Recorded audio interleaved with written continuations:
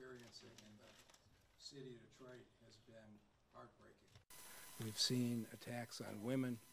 We've seen attacks on the LGBT community. We've seen random drive-by shootings.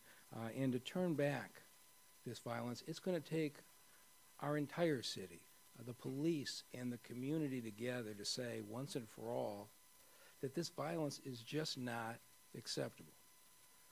In the last month, we've started to see signs of that, and a number of the individuals who have been working so hard in the community are with us today. But even in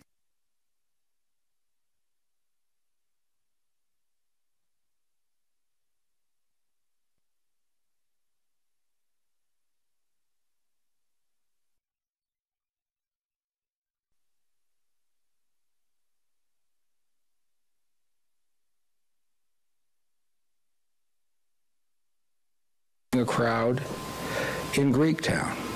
1 day later, the police had him identified. 2 days later, he was under arrest.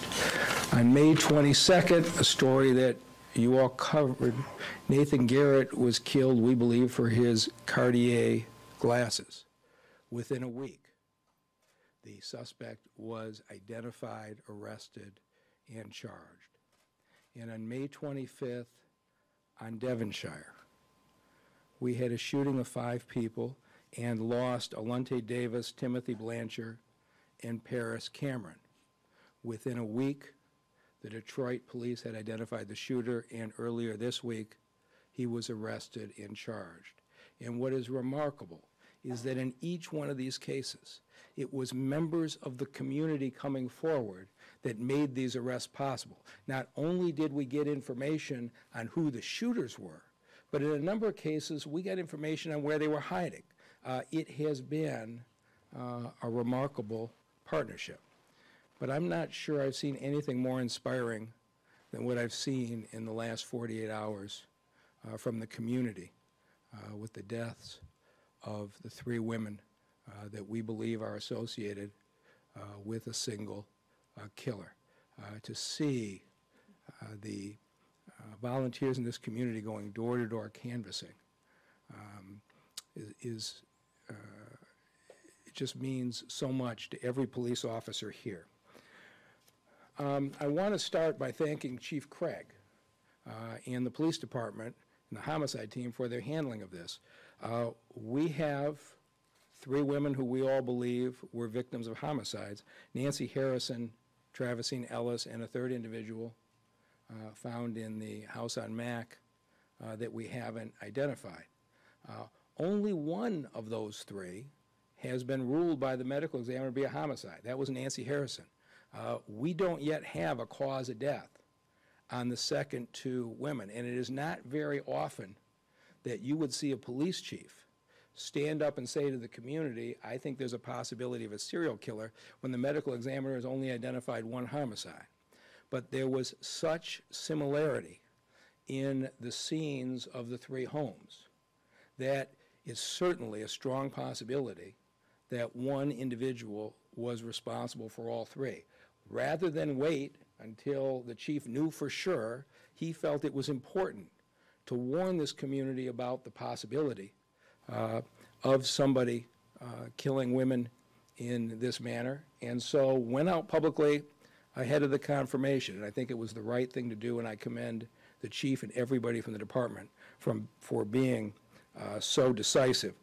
One of the things that's troubling is that it has been days, and in one case weeks, before the bodies were discovered. And so that raises the possibility that there could be another vacant house on the east side that may have a victim. We have no reason to believe that, but we need to check it out. And some members of the public started to go through houses last night. DPD today is stepping up in a very strong way. And starting at 11 o'clock today, 40 neighborhood police officers are going to be deployed in teams of 2 across the east side. They are going into every open and abandoned house in the east side over the next 2 to 3 weeks and going to make certain that we do not have any more victims.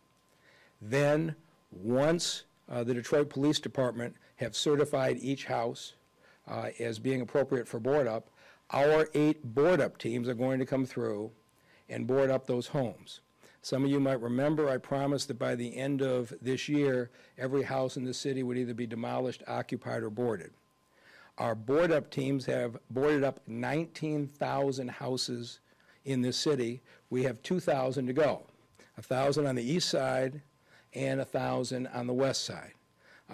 As of today, we are putting those 8 board up teams on overtime. They're going to be going 6 days a week, and we have a goal to have every single house on the east side boarded up by the end of July, and every house in this city boarded up by the end of September. And as the neighbors know, once you've boarded up a house, there are times when somebody pries those boards off. And when that happens, generally people are up to no good.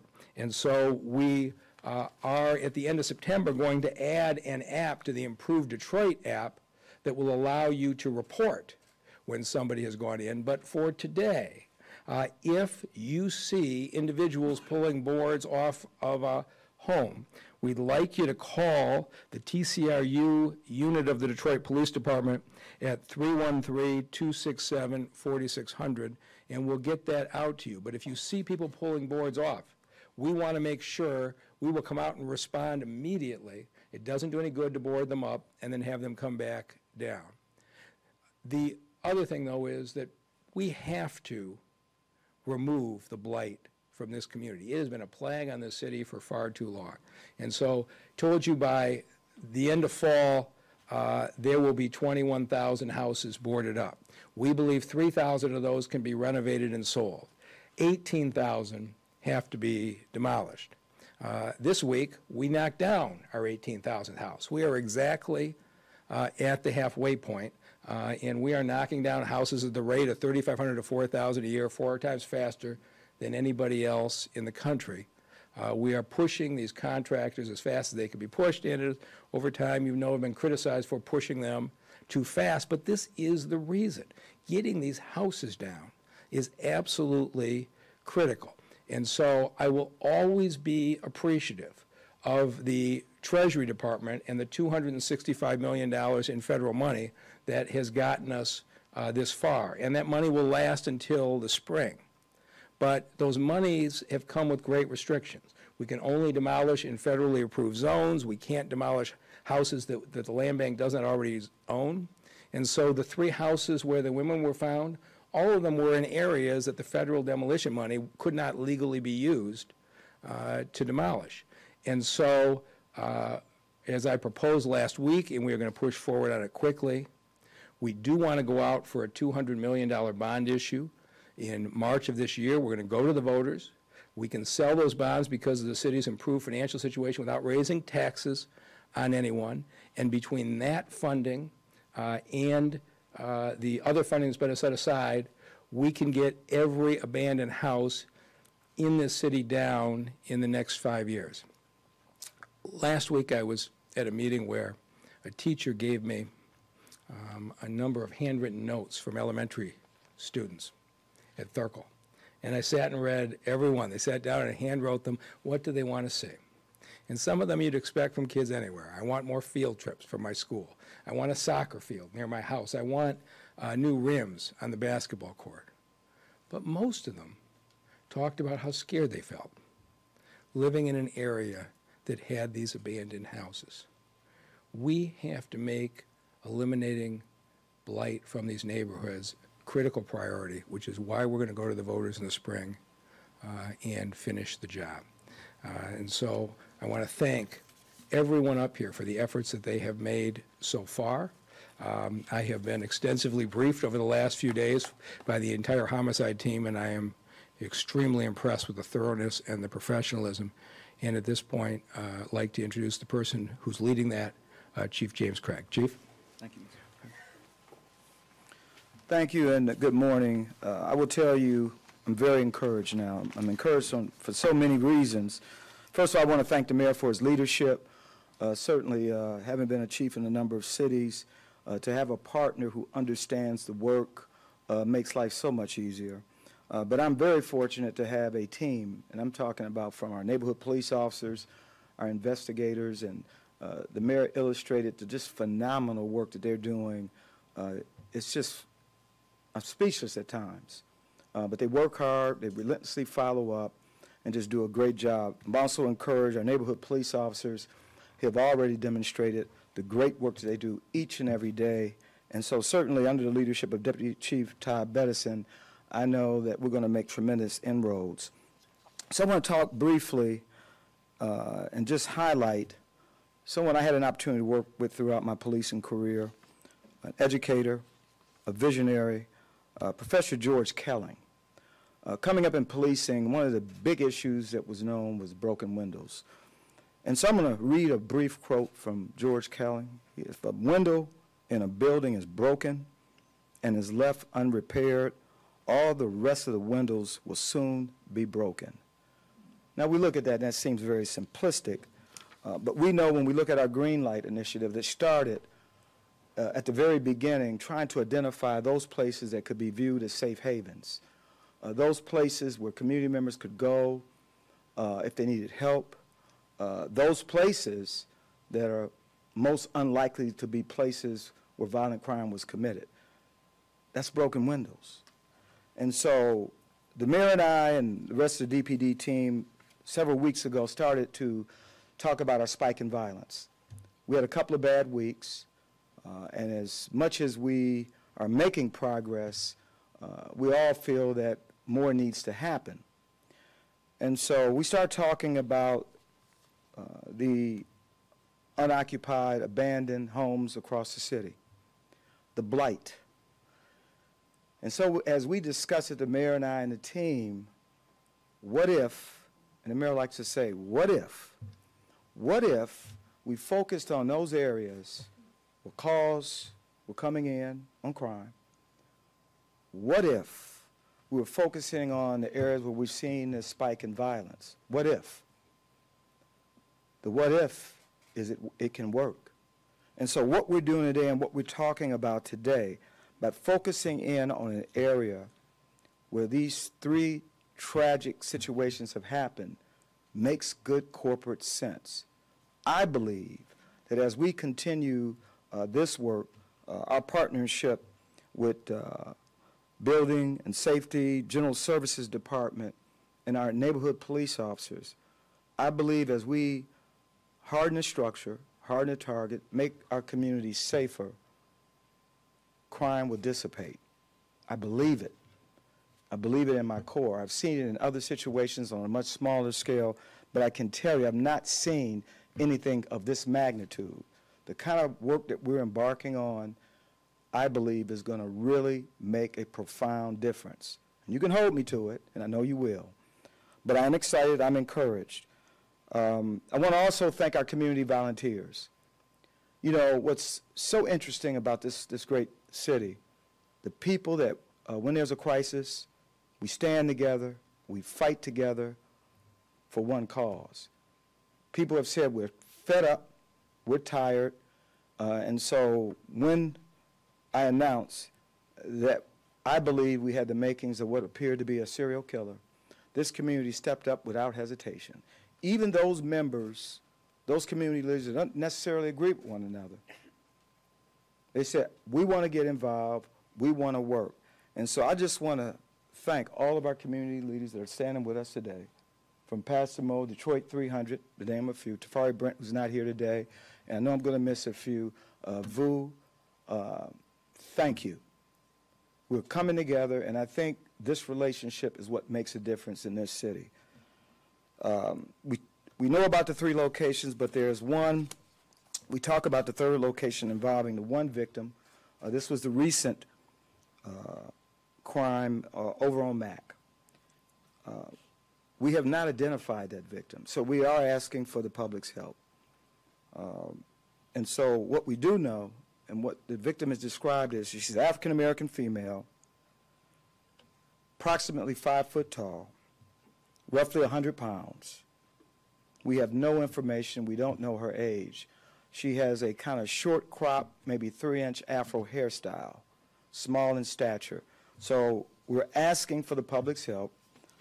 If you have information about this victim who's missing, you can contact Homicide at 313-596-2260.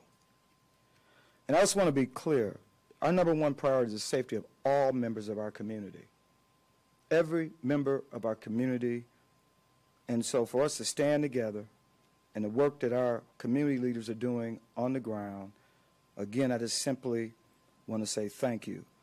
So I'm going to turn it over to Deputy Chief Todd Bettison, who's going to really go into a little more detail as how the neighborhood police officers will work in the coming days and weeks. Thank you.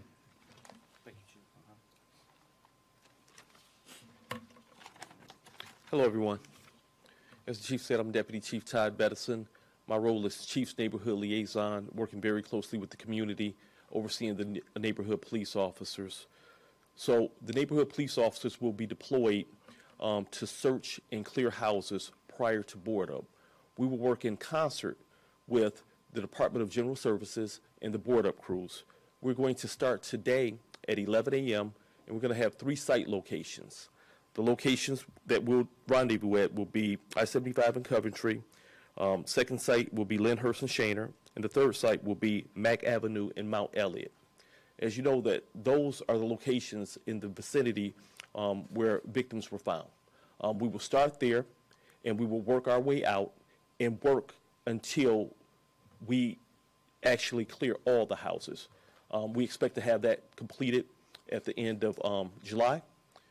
This will be a 6-day-a-week operation, and our neighborhood police officers will be out there, and we will get the job done.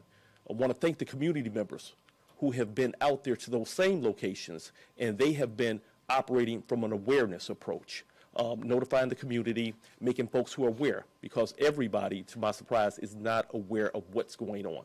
So, thank you, and also a special thanks to Fuqua Bay, the Moorish Science Temples, because Mr. Bay said, hey, you know what, we would even help you go into abandoned houses and search.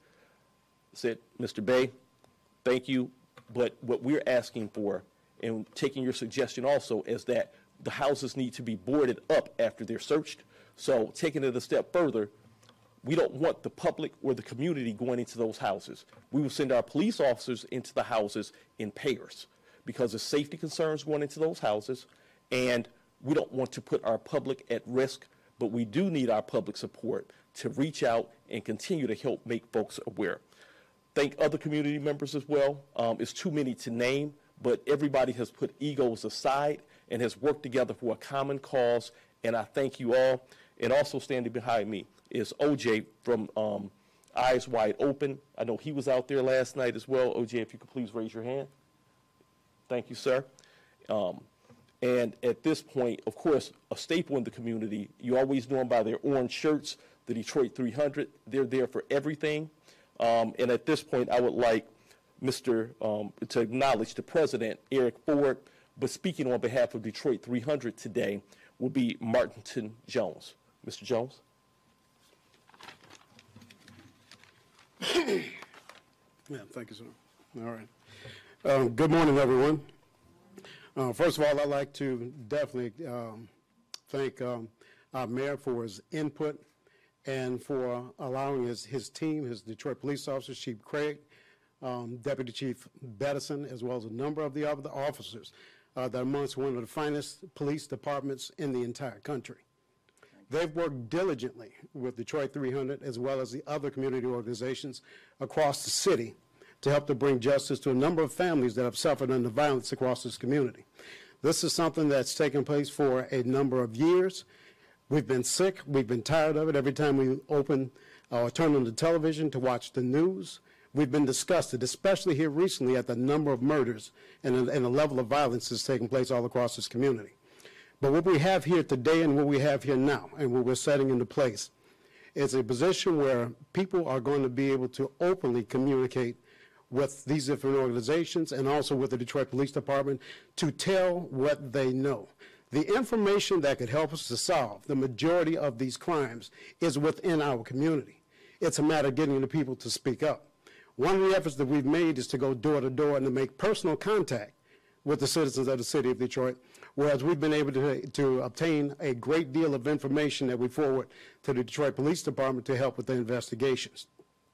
They cannot do it alone. The Detroit Police Department cannot do this job alone. They have to have help. The resources are right here within our own community to determine the destiny that we have ahead before us. Resources meaning that the people that are in the churches, the different community organizations, and all of us as a whole, we have the resources to get what we need done to stem the tide of violence that's taking place over our city. We should not have to live in fear. We should not have to worry about our sons and daughters on the way to school in the mornings. And we can change that by getting the men in this community to step up, getting the women in this community to step up, to be vigilant about coming out of their homes, watching out after their neighbors, watching after their neighbors' homes, watching after our senior citizens who are some of the most vulnerable in our community. But this is something, an effort that I believe is on a scale like never before, bringing everyone together, excuse me, under a very large umbrella to be able to address all of these issues.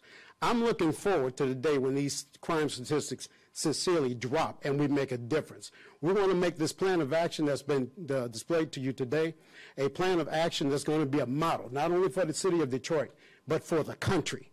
We want the people across the country to come to Detroit to find out what it is that they're doing to address the crime and how do they bring these crime numbers down in the city of Detroit. When I talk to other people that are in different states, they also talk about how the same things that are happening in this city, where they're from Detroit, they're talking about how the same things are happening in the cities where they live in, whether it be to the south, the north, the east, or the west. These very same things are taking place. We want to build that model so that they have something to follow so that we can reduce this crime all across this country. We want this to be that model, and we're going to perfect that model right here in the city of Detroit. It starts with the 3 locations that the police chief named in particular. We've been to all of those locations. We had a network of people out in the streets, engaging the neighbors, knocking on doors, passing them information, because this is a very great opportunity to pass information on to them about the things that are taking place within their neighborhoods, which, as Deputy Chief Bedison described, people don't know what's going on in the neighborhoods. I don't know if they don't read the papers, if they don't have a television to where they can get the news. I don't know what the case may be that you don't know what's going on in your neighborhood. But this is a concerted effort to make the people in the community aware, to make it easier for them to report on tips, and I'm steady out there blasting 1-800-SPEAK-UP, 1-800-SPEAK-UP, where you do not have to give your name, you do not have to give your number. I encourage this because it gives them an opportunity to find out how to report on crime in the event they don't want their names known, in the event that they don't want their telephone numbers out there for fear of reprisal. We want to take that fear of reprisal away so that we get our community members to speak up, speak out. We want to dispel the no snitching rule because there's no such thing. We don't want you to snitch. We just want you to tell what you know. Again, my name is Martin Jones. I'm the spokesperson.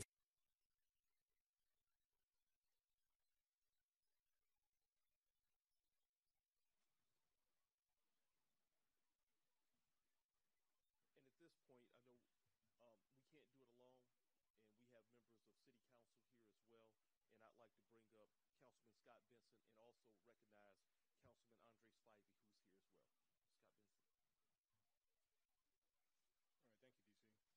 to this case and how our residents are wrapping their arms around the family.